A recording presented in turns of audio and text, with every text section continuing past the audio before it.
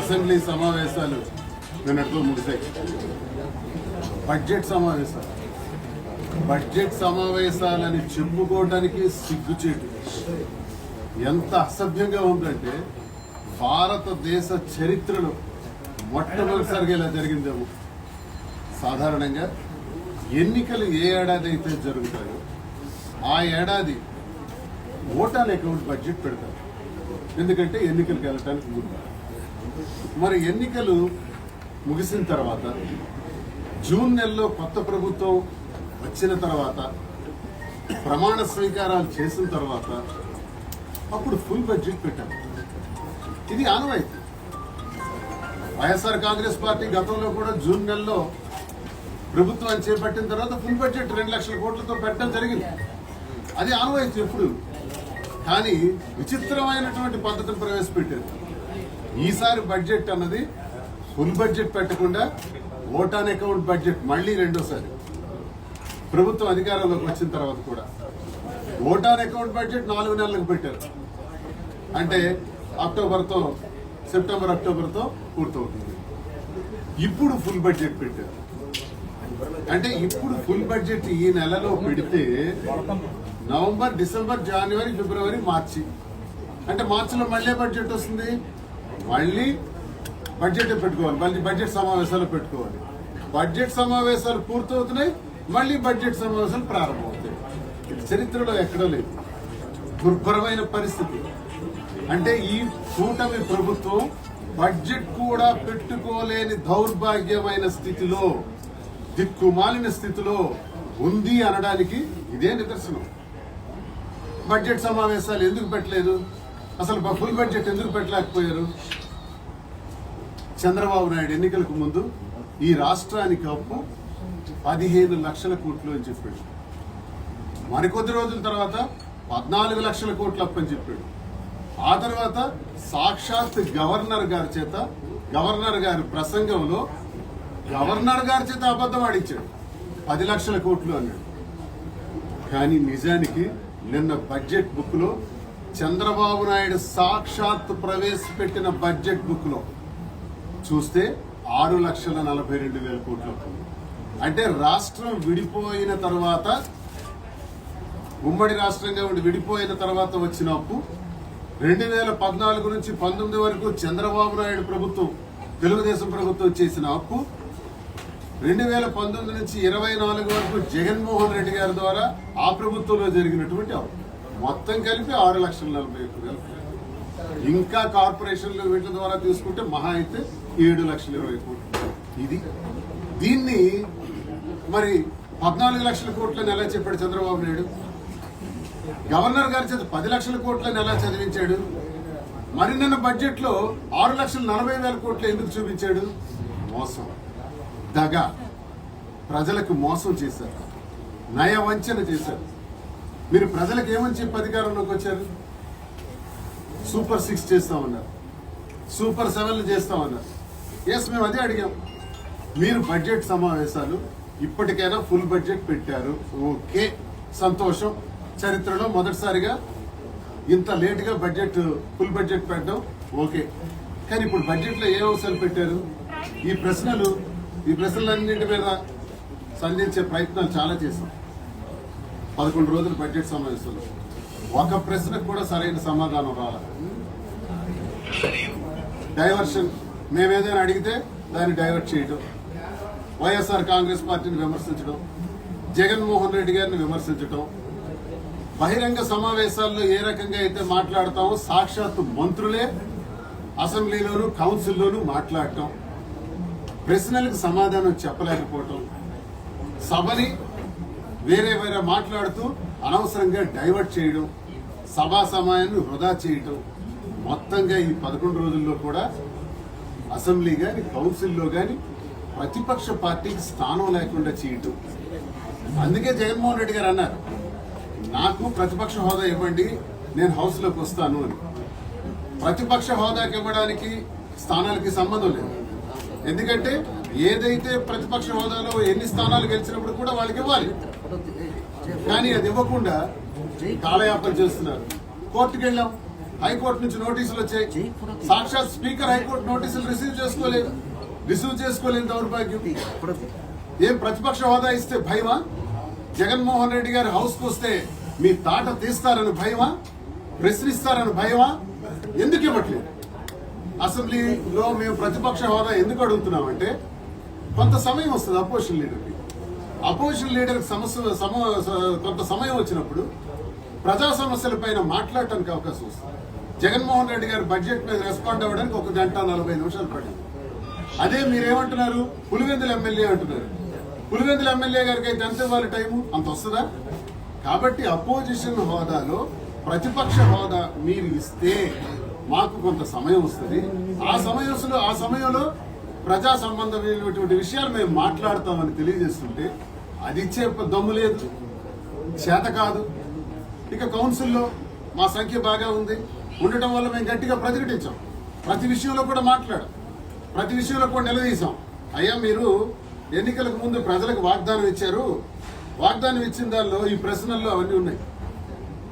యువతకు 20 లక్షల ఉద్యోగాలు అన్నారు, పెట్టారా బడ్జెట్లో? ఒక్కొక్కరికి 3,000 రూపాయలు చెప్పారు. ప్రతి నిరుద్యోగికి 3,000 ఇస్తాం, 20 లక్షల మందికి ఇది ఇస్తామని చెప్పారు నిరుద్యోగ వృత్తి. ఏది బడ్జెట్లో? స్కూల్కి వెళ్లే ప్రతి విద్యార్థికి కూడా నీకు 15, నీకు 15, నీకు 15, ఈ బడ్డీ వచ్చింది అదా నీకు 18, అమ్మ వచ్చింది 45. ఇది ఆ నిమ్మకాయల ప్రచారం చేశాడు కదా, పార్టీ అంతా ప్రచారం చేసింది కదా. ఏవి? అమ్మఒడి స్థానంలో తల్లికి 100 అని పెట్టారు. స్కూల్కి వెళ్లే ప్రతి బిడ్డకి 15,000 ఇస్తామన్నారు. ఆ తర్వాత మాకు అర్థమైంది స్కూల్కి వెళ్లే ప్రతి బిడ్డకి కాదు, ఆ బిడ్డల యొక్క తల్లికే ఇస్తారు అని. అంటే చుట్టూ తిరిగి ఏమైంది? అది మళ్ళీ అమ్మఒడి ఎలా అయితే 44 లక్షల మంది స్త్రీ అమ్మలకి ఇచ్చామో పిచ్చి అదే ఫిగర్స్ మళ్ళీ ఇప్పుడు ఇవ్వటం జరుగుతుంది. మరి ఎందుకు ప్రతి బిడ్డకి ఇస్తామని చెప్పారు? అది కూడా హుస్కాకి బడ్జెట్లో లేదు. ప్రతి రైతుకు 20,000 ఆర్థిక సహాయం. అసలు రైతుల విషయానికి సంబంధించి ఈ జిల్లాకు చెందినటువంటి మంత్రి అచ్చెన్నాయుడు నడ్డి విరగొట్టాడు ఈ రాష్ట్రంలో రైతులు. అచ్చెన్నాయుడిని మేము సూటిగా ప్రశ్నించాం. విత్తనం నుంచి విక్రయం వరకు వైఎస్ఆర్ కాంగ్రెస్ పార్టీ హయాంలో రైతు భరోసా కేంద్రాల ద్వారా రైతు భరోసా కింద 13,500 ఇచ్చి ప్రతి ఎకరాకు కూడా ఇన్సూరెన్స్ కట్టి పంట రుణాలు కూడా ఇప్పించి విత్తనాలు, ఎరువులు, పురుగు మందులు ఇస్తూ కోతలు కోస్తున్న సమయానికల్లా ప్రతి పొలానికి కళ్ళానికి నేరుగా అధికారులే వెళ్లి ఆ ధాన్యానికి చెక్ చేసి ఆ ధాన్యాన్ని మాయిశ్చర్ టెస్ట్ చేసిన తర్వాత ధాన్యానికి ధర నిర్ణయించి ప్రభుత్వ మద్దతు ధర ప్రకటించి ఆ ప్రభుత్వ మద్దతు ధరతో పాటు హమాలీలు ఛార్జీలు యాడ్ చేసి ట్రాన్స్పోర్ట్ ఛార్జెస్ ను కూడా యాడ్ చేసి అన్ని ఇవ్వటం, గోనె సంచుల ఖర్చులు కూడా యాడ్ చేసి ప్రతి రైతన్న అకౌంట్ లో వేయటం జరిగింది. ఏది దమ్ముంటే అచ్చెన్నాయుడికి చెప్పమనండి, మద్దతు ధర ఎంత ధాన్యం? మళ్ళీ ధాన్యం కొనుగోళ్ళు ఏం చేయబోతున్నారు? మళ్ళీ దళారీలు వస్తారా? ఆల్రెడీ దళారీలు పొలాలకు వెళ్తున్నారే, కళ్ళాలకు వెళ్తున్నారే. మళ్ళీ rice millers rowdyism, goondaism start అయిందే. ఎందుకంటే రైస్ మిల్లర్స్ యాజమాన్యాలు మీ వాళ్లే కదా, మీ సోదరుడు హరిప్రసాదే కదా సర్వస్వం, శాశ్వత అధ్యక్షుడు కదా రైస్ మిల్లర్స్ కి.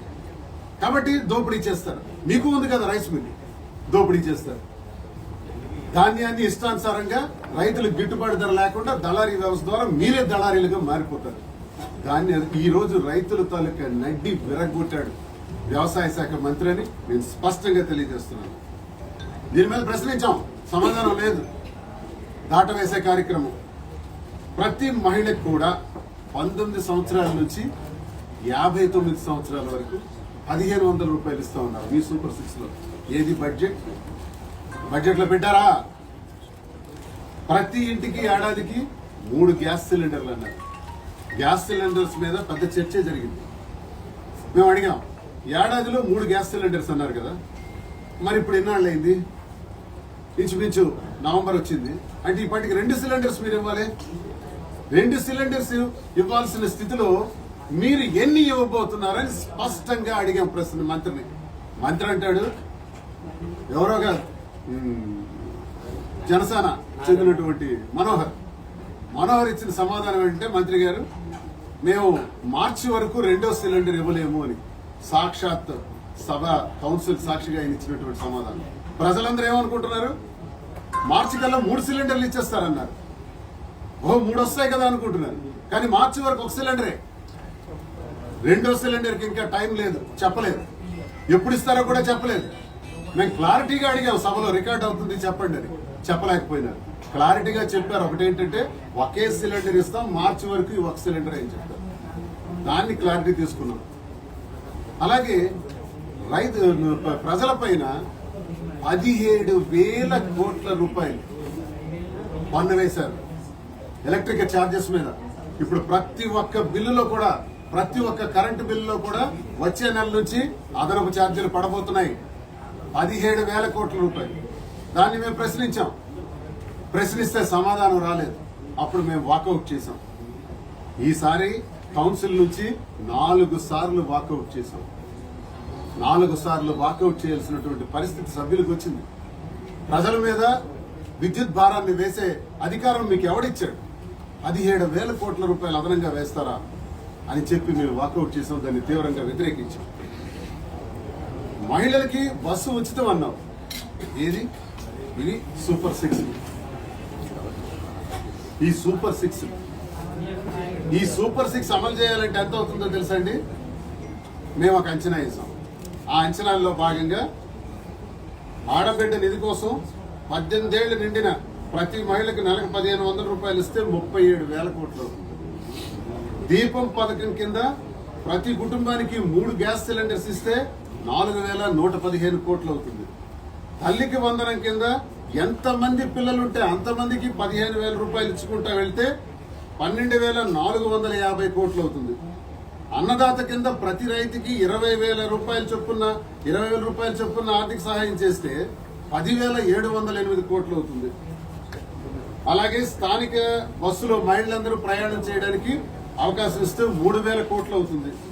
యువగళానికి 20 లక్షల మందికి 3,000 రూపాయలు చొప్పున ఇస్తే 7,200 కోట్లు అవుతుంది. మొత్తం 74,284 కోట్లు. 74,284 కోట్లు బడ్జెట్ అలొకేషన్ చేశారా?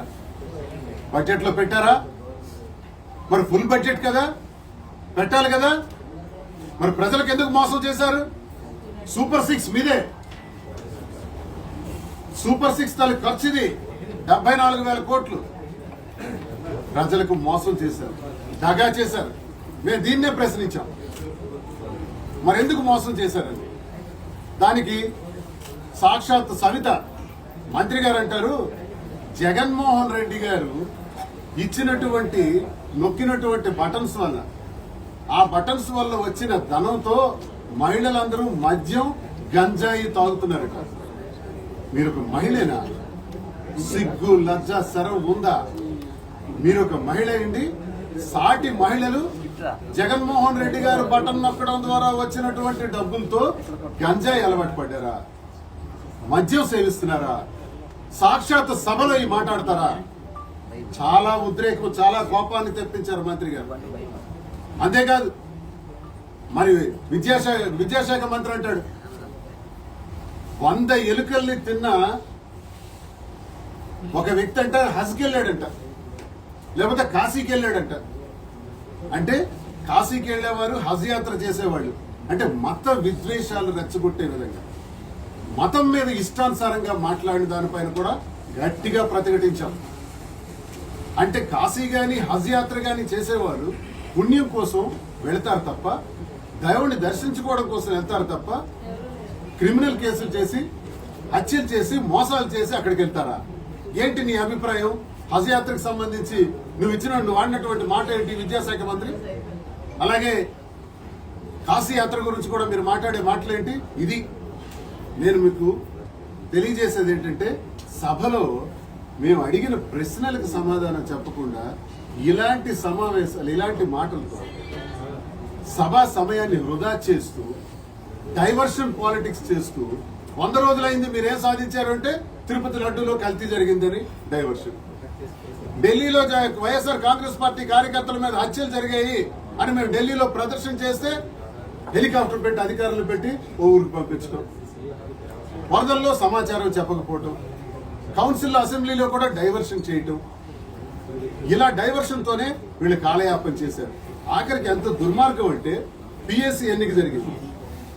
పిఎస్సి ఎన్నిక జరిగేటప్పుడు సాధారణంగా ఈ దేశ చరిత్రలో 1964 నుంచి చూసుకుంటే ఈరోజు 24 అంటే 60 సంవత్సరాల చరిత్రలో కని విని ఎరుగని రీతిలో ఈ దుర్మార్గమైన కూటమి ప్రభుత్వం ఒక తప్పుడు నిర్ణయం చేసింది. పిఎస్సి అధ్యక్షుడిగా ఎవరికి ఇస్తారు? చైర్మన్ గా అపోజిషన్ పార్టీకి ఇస్తారు. అపోజిషన్ పార్టీకి ఇచ్చేటప్పుడు మెజారిటీ అక్కర్లేదు. పార్లమెంట్ లో 2 స్థానాలు ఉన్నప్పుడు కూడా పిఎస్సి ఇచ్చారు బీజేపీకి. 22 మంది ఉన్న రోజు కూడా అపోజిషన్ కి ఇచ్చారు. పిఎస్సి అంటే ఏంటి? ప్రజా పద్దుల కమిటీ.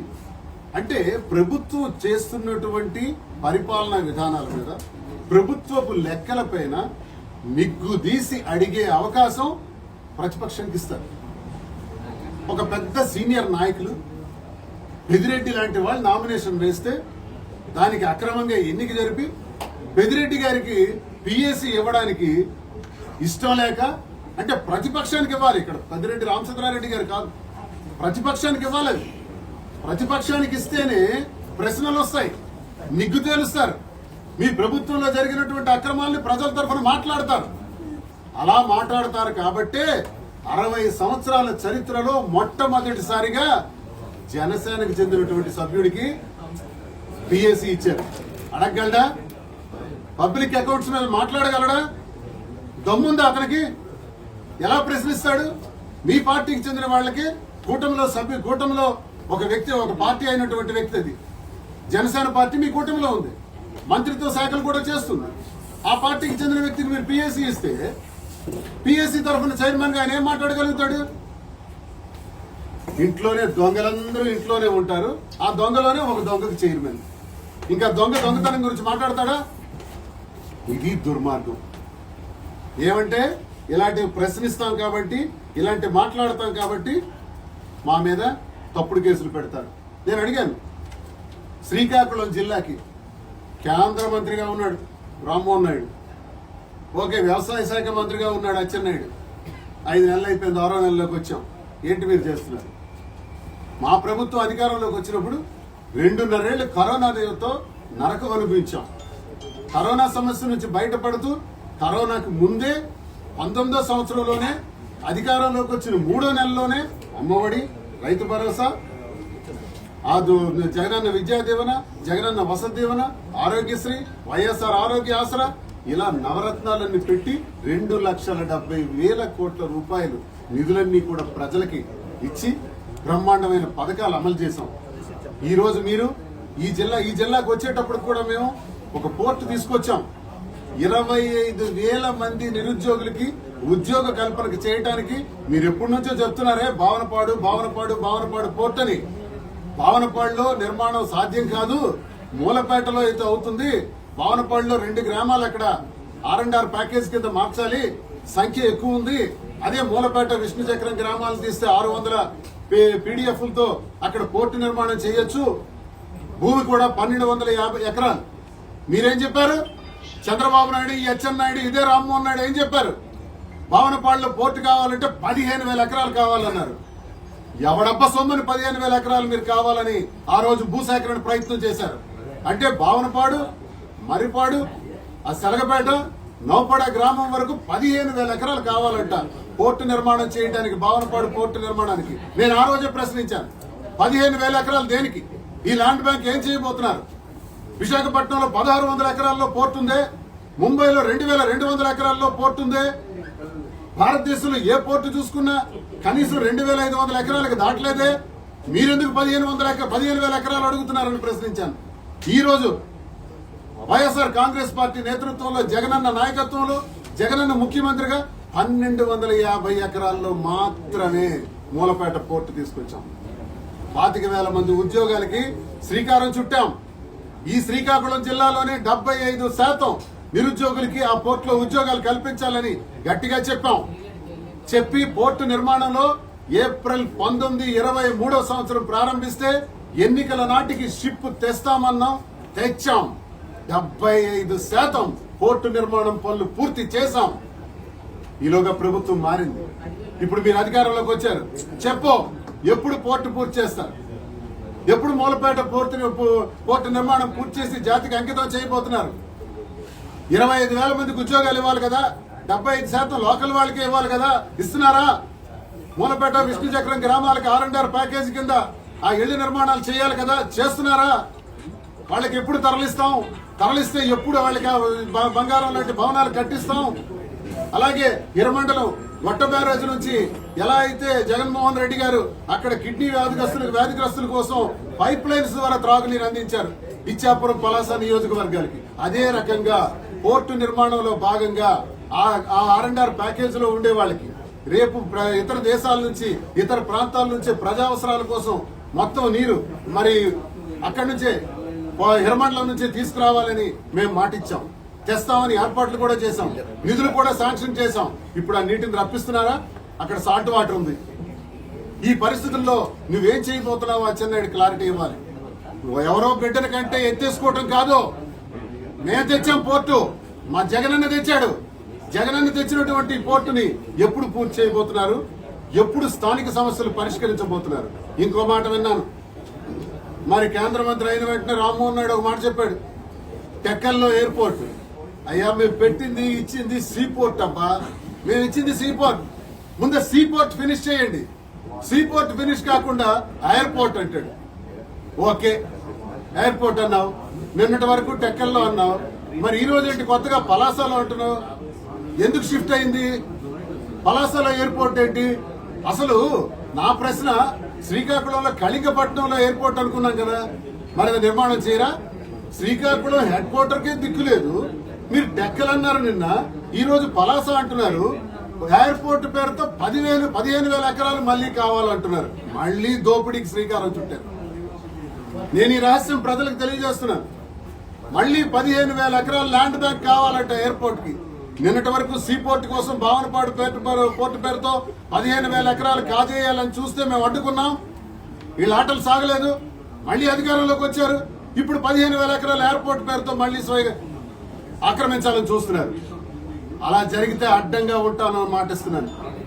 ప్రజలకు తాలూకా సంబంధించినటువంటి ప్రభుత్వ భూములకు సంబంధించినట్టు ఒట్టి భూములు గాని, ఒక్క సెంటు భూమి గాని అక్రమంగా మీరు సంపాదించాలని చూస్తే ఈ దువ్వాడ శ్రీనివాస్ ఉంటాడని, కబడ్దారని నేను హెచ్చరిక తెలియజేస్తున్నాను. ఇకపోతే ఇలా మాట్లాడాం కదా, మా మీద కేసులు. నేను మద్యం మీద అడిగాను, గట్టిగా కౌన్సిల్లో మాట్లాడాను. అచ్చెన్నాయుడు మద్యం సిండికేట్ దారులకు అందరికీ శ్రీకాకుళం జిల్లాలో అదిరించి బెదిరించి బ్రాంతి షాపులన్నీ ఎలా చేజిక్కించుకున్నాడో దాని మీద మాట్లాడాను. వాకౌట్ చేశాము. వాకౌట్ చేసిన దానిలో యాక్టివ్ గా ఉన్నాను కాబట్టి ఆ సాయంత్రానికి 19వ తారీఖు నా పైన కేసు. విచిత్రం ఏంటంటే, పవన్ కళ్యాణ్ నేను తిట్టానంట, పవన్ కళ్యాణ్కి చెప్పు చూపించానంట. నిజమే, చెప్పు చూపించాను, నేనేం అబద్ధం అట్లా. అది మీడియాలో సర్క్యులేట్ అయింది. కానీ మీరేం చేశారు? అంతకు ముందు రోజు పవన్ కళ్యాణ్ చెప్పు తీసి చెప్పిచ్చి కొడతాను మంత్రులకి అన్నాడు. చెప్పిచ్చి కొడతాను అని ఎవరికి? సాక్షాత్తు మంత్రులకి. అంతేకాదు, ముఖ్యమంత్రి గారు జగన్మోహన్ రెడ్డి గారిని ఉద్దేశించి నువ్వెంత, నీ బ్రతికెంత అన్నాడు. వైసీపీ నా కొడకల్లారా అన్నాడు. వైసీపీ నా కొడుకులు చెయ్యి కంటే దూరంలో వస్తే నాకౌట్ చేసి పడేస్తానన్నాడు. చూస్తూ ఊరుకుంటాననుకుంటున్నారా? మా నాయకుడు జగన్మోహన్ రెడ్డి గారికి, సాక్షాత్ ముఖ్యమంత్రి గారికి నువ్వంటే, మంత్రులకి చెప్పించి కొడతామంటే, మరి అవి కూడా సోషల్ మీడియాలో ట్రోల్ అవుతున్నాయి కదా, అవి సోషల్ మీడియాలో ఉన్నాయి కదా. మరి పవన్ కళ్యాణ్ మీద కేసు కట్టరా? చంద్రబాబు నాయుడు చెప్పారు కదా, పవన్ కళ్యాణ్ చెప్పాడు కదా, మరి అలాగే మంత్రి గారు కూడా చెప్పారు కదా, మహిళల పైన అసభ్యంగా మాట్లాడినా, అనుచిత వ్యాఖ్యలు చేసినా, సోషల్ మీడియాలో తప్పుడు ప్రచారాలు చేసినా కఠిన శిక్షలు ఉంటాయన్నారు కదా. అది మా పార్టీ వాళ్ళైనా ఉంటాయన్నారు కదా. మరి మీ పార్టీ వాళ్ళు ఉంటే, నేను ఇప్పటికి 4 నెలల క్రితం నేను ఒక కంప్లైంట్ ఇచ్చాను. నాకు వేలాది మంది, 100 కూడా కాదు, వేలాది మంది జనసేన పార్టీకి చెందిన కార్యకర్తలు మేము నీకు చంపేస్తాం, నరికేస్తాం, కారుతో తగలబెట్టేస్తాం అన్నారు. కంప్లైంట్ ఇచ్చి 4 నెలలైంది. టెక్కల PS లో కేసు కట్టారా?